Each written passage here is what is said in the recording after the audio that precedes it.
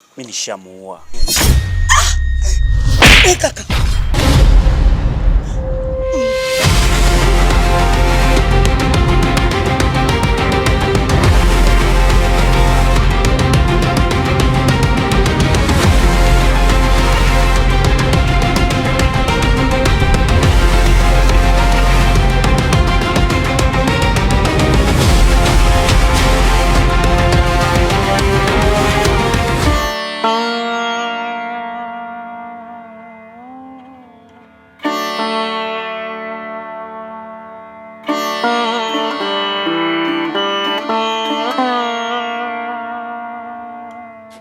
Poti. Kwanza naomba relax. Kila kitu kiko sawa. Usije ukahisi labda nakutafuta kwa ubaya au nimekuja hapa kwa lengo baya. No. Ila najua unafahamu kama nilikuwa nakutafuta. Na ulikuwa unafahamu lengo kubwa ambalo lilikuwa nafanya mimi nikutafute. Ondoa shaka. Dhumuni kubwa nilikuwa nataka nijue kama Maja yule rafiki yako ndio kuhusika kwenye kifo cha Zuri. Lakini baada ya kufanya upelelezi nimegundua yeye hahusiki hata kidogo. Kwa hiyo kuwa na amani kabisa. Lakini jambo jingine lilofanya mimi nikuite ni swala la ujauzito.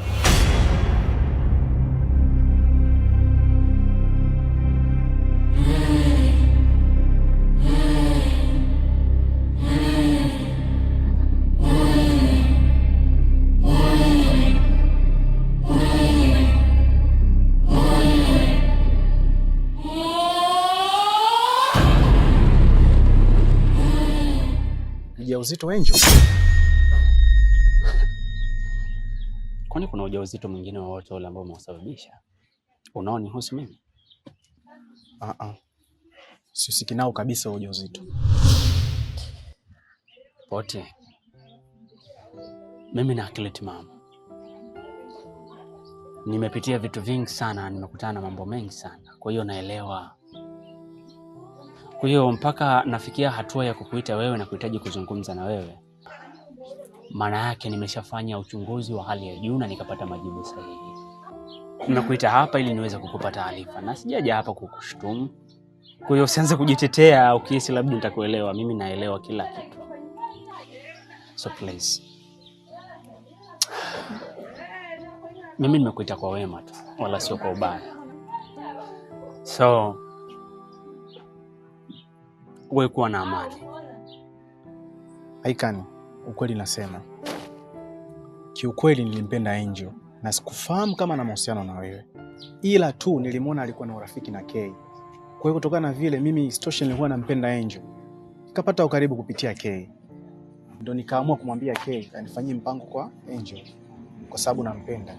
Ila nilala naye mara moja tu, baada ya hapo sikuendelea nayo tena. Poti.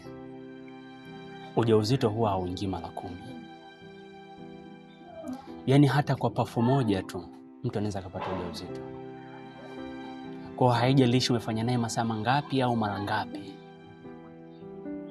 Lakini mimi sio mtoto mdogo hadi kuamua kukuita hapa. Usiseme mara moja tu. Unafahamu banda la chips ambalo liko mtaa wa pili pale? Ya, naufahamu. Kama siku 3 nyuma zilizopita, kama sio 4, nilikuona bado upo naye. Kuna siku ulikwenda kuhitaji huduma pale na hukumkuta mhudumu. Ukaanza kufoka sana ukiwa na Angel pembeni. Ghafla kuna mhudumu alikuja amevaa juba jeusi. Unakumbuka? Ya, namkumbuka. Kwa nini unasema haukuwa naye? Yule mwenye juba jeusi nilikuwa ni mimi. Brother, samahani.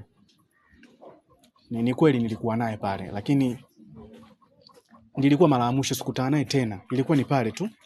Usijali. Mimi nilikwisha kukusamehe, ndio maana nikaamua kukuita hapa ili tufanye negotiation.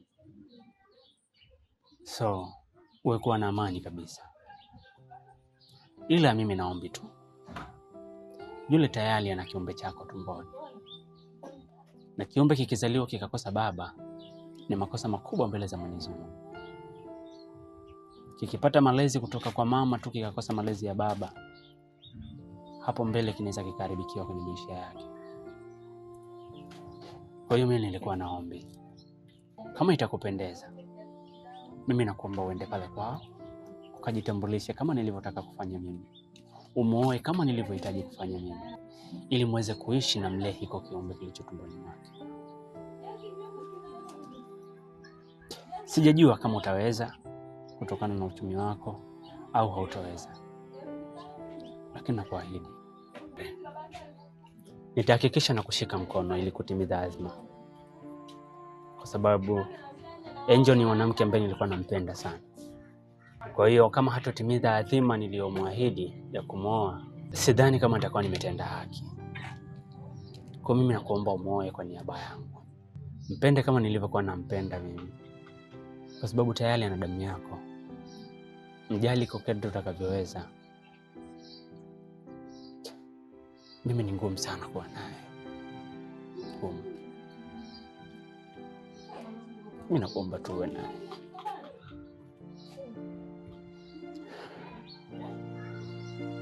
Sawa.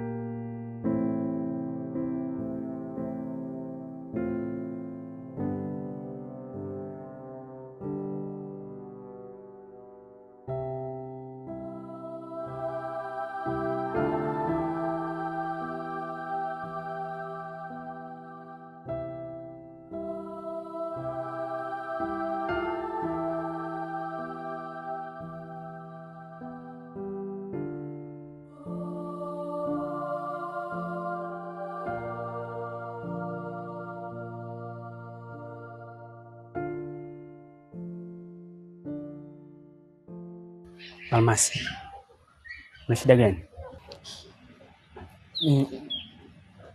Nilitoka kijijini, lakini nilipotoka kijijini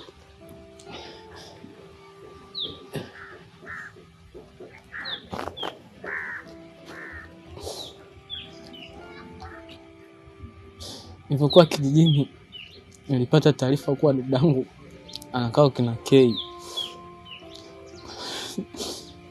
Kwa hiyo nikaamua nifungashe mabegi nije.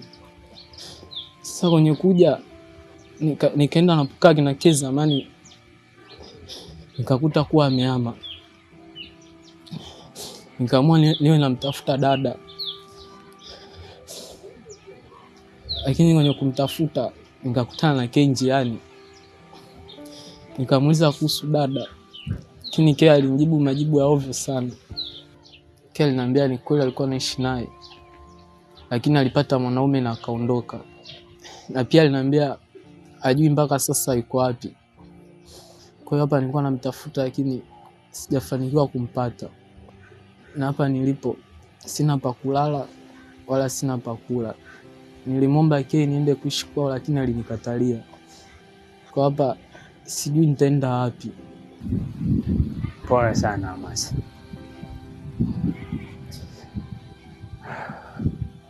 Lakini changamoto ni kawaida kwa mwanaume. Sawa.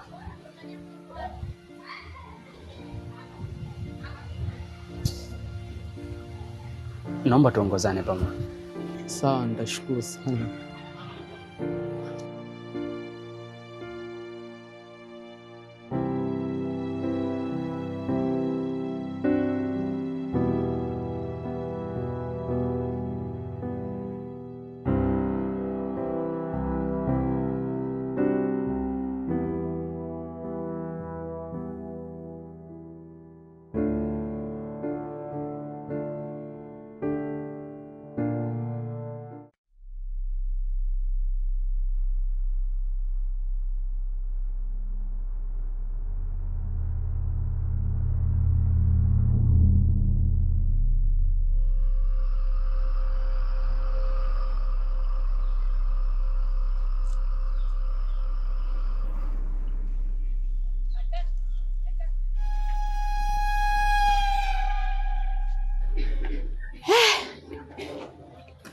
Kwanza pole. Pole ya nini? Si pole kwa matatizo yalokukuta. Alafu kwanza, kwani kuna shida gani? Wamefanya kitu gani mpaka wamepeleka uweza?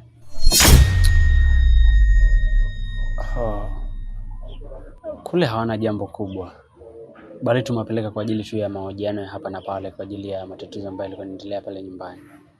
Wala hakuna jambo lolote lile zito. Kwa hiyo soni tu wataachiliwa.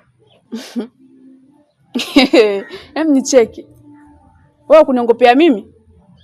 Nani asiyejua kwamba wamemua mdogo wako Zuri? Wakakaua na kale kachumba kako kale kanani Kamanda. Nani asiyejua? Leo unakuja kuniambia matatizo maana. Kwa hiyo mimi ukiniambia kwamba inakuaje? Hao wenzetu ndio nawafichia siri yao ndugu zako wasionekane kama wauaji. Muuaji ni muuaji tu. Wewe nani aliyekwambia kwamba Amanda ni mchumba wangu? Ndio ndio kuniuliza. Sio mchumba wako kati mpaka kamfukuza mdogo wake kwenda kijijini ili aje akae kwako unadhani nini? Mwache hizo aikani. Hebu nisikilize Salome. Kuna mambo mengine yaache. Yaani yasiyo kuhusu acha kuyafuatilia. Mambo haya ni ya kifamilia. Na hii ni familia yangu. Hebu yaache. Fuatilia yanayohusu familia yako. Wewe una familia? Kwa muda ambao umetumia kufuatilia kitu gani kinaendelea kwenye familia yangu, kitu gani kimemkuta Kay na mama yangu, kitu gani kinaendelea kati ya mimi na Amanda, ni bora ungetumia huo muda kwa ajili ya kufuatilia familia yako inakula nini na inaishi vipi. This is my family. Okay? Mimi niko nakupa pole tu kwa matatizo yalokukuta. Japokuwa hujataka kunielezea. Ila kumbuka hapa duniani hamna siri. Yaani hapa mjini kila kitu kiko wazi. Haya, kweli.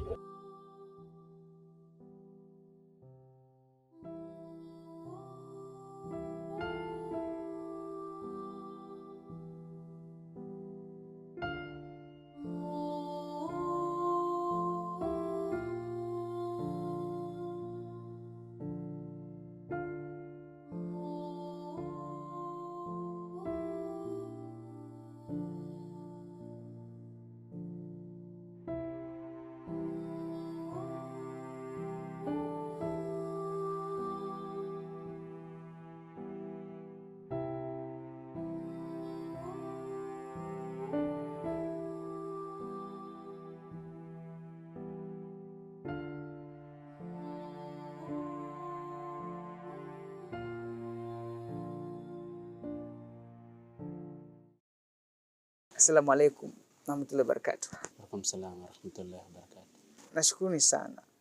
Nashukuru sana kwa sababu jambo adhimu kama hili kwangu mimi huwa najisikia raha sana katika moyo wangu. Hasa kuona kijana mheshimiwa. Kwa hiyo ni jambo adhimu.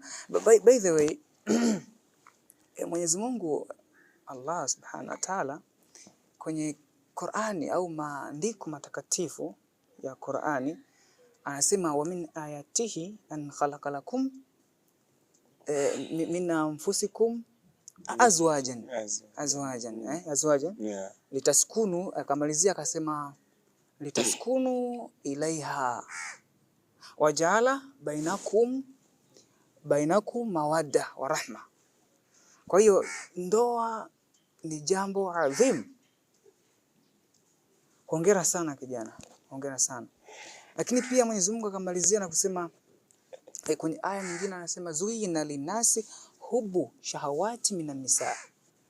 Mapenzi kwa wanaume yamezidi kwa wanawake. Na Mwenyezi Mungu ametumbia wanawake, just imagine, ametumbia wanawake tupate utulivu. Utulivu wa nini? Wa nafsi. Yaani ukiona kama kijana ameoa afu bado anapapara, huyu anaenda kinyume na Okay, by the way, leo bwana nakuuliza kwanza jina lako nani? Mimi. Mimi naitwa Poti. Bwana mkubwa. Aikan. Sasa katika sheria ya dini ya Kiislamu tunapaswa wakati kunatakiwa kuwe kuna muozeshaji na muozeshwaji. Sawa? Muozeshaji na muozeshwaji. Yaani anayemuozesha, anayempa mwanamke, anayemuozesha wewe anakuozesha, na wewe na huyu ambaye nini anaozesha. Sawa? Sasa anayeoa ni huyu. Huyu ndo anayeoa. Okay. Unajua kuna taarifa fulani nimepata kwa Karobo. Karobo zinanichanganya sana hizo taarifa. Kwanza wewe ni nani yake?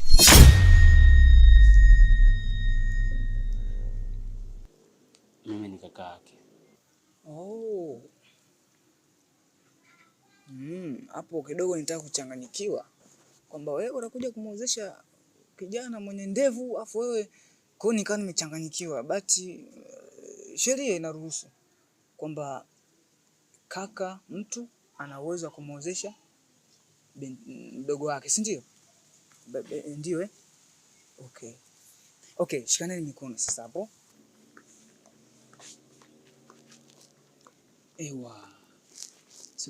Kuna maswali matatu ambapo muozeshwaji inabidi aulizwe na anayeozeshwa inabidi afanyaje?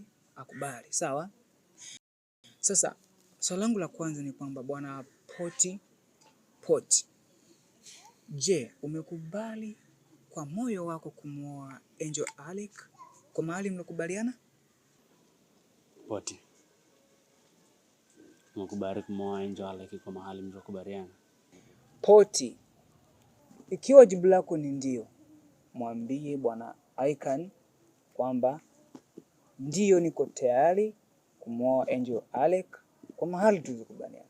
Lakini ikiwa jibu lako ni hapana, pia mwambie bwana Icon kwamba sipo tayari kumwoa Angel Alec kwa mahali tulizokubaliana.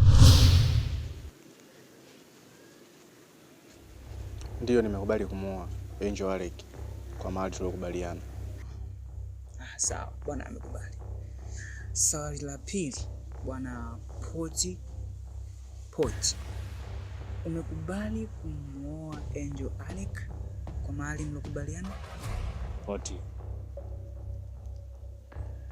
nakuuliza kwa mara nyingine, umekubali kumwoa Angel Alec kwa mahali mlokubaliana? Ndio nimekubali kumwoa Angel Alec kwa mahali tulizokubaliana. Icon, muulize tena kwa mara ya mwisho bwana Poti, yupo tayari kumwoa Angel Alec kwa mahali walizokubaliana?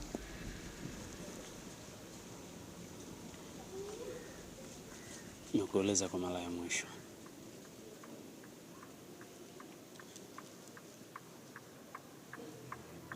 umekubali kumwoa Angel Alec kwa mahali mlokubaliana?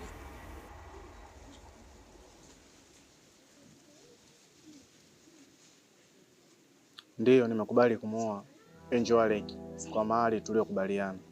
Mashaallah. Takbir. Mashaallah.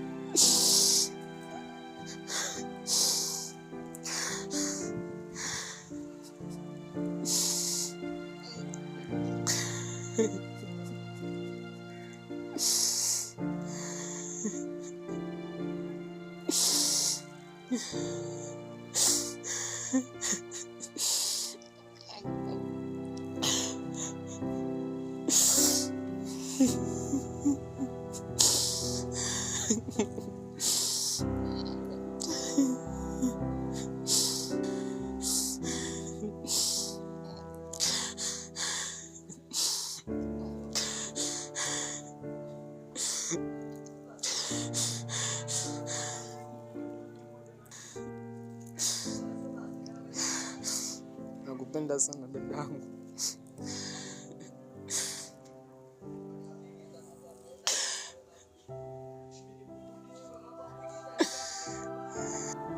Almasi, wewe ni mwanaume, basi kulia kiasi hiko. Ukilia sana utakuwa na kufuru Mungu, kwa sababu kila kinachotokea duniani ni mipango ya Mwenyezi Mungu. So, jikaze, jitahidi, kwani kuna maisha baada ya kifo na kuna maisha kabla ya kifo. Haya maisha tunayoyaishi ni kabla ya kifo, lakini hatujui maisha baada ya kifo yako vipi.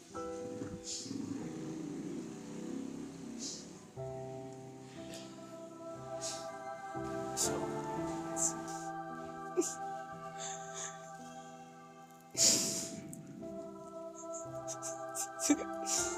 Sidhani kama nasikia sicho.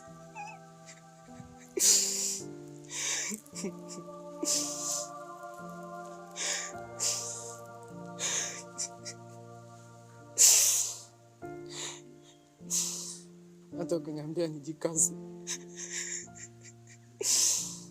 haiwezi kuwa rahisi kiasi hicho. Inauma kaka, inauma. Maana ndo dada ambaye nilikuwa namtegemea. Inaniuma.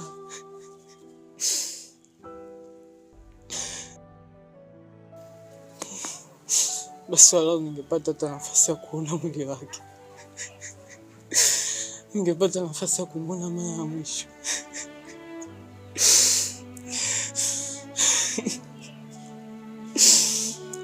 Inaniuma.